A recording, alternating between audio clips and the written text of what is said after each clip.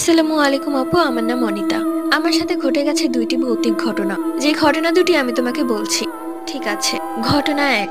সেই দিন ছিল আমার মামার গায়ে হলুদ, তো সারা রাত অনেক গান বাজনা করা হলো। আমার বেশ ঘুম পাচ্ছিল, তাই আমি আমার খালাতো বোনকে বললাম, চল রুমে গিয়ে ঘুমাই, ঘুম পাচ্ছে খুব। ও বল, না আমি আরেকটু মজা করব, তুই যা। এরপর আমি একাই আসতে লাগলাম। যেখানে গায়ে হলুদের স্টেজ সাজানো হয়েছিল সেখান থেকে আমাদের ঘরে আসতে একটি বড় গাব গাছ পড়ে। তখন বাজে রাত 2টা। আমার চুল আবার ছাড়া ছিল। আমি যখন সেই গাব গাছ দিয়ে আসছিলাম তখন আমার বারবার মনে হচ্ছিল কেউ যেন আমাকে পেছন দিয়ে ডাকছে। তাই আমি এতটা পাত্তা দিলাম না, বাসে চলে এলাম।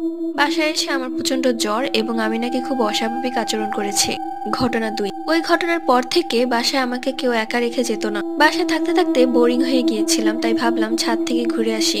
ছাদে গিয়ে দেখি সেই গাব গাছে সাদা কাপড় পরা একজন কেউ বসে আছে এবং আমার দিকে তাকিয়ে হাসছে।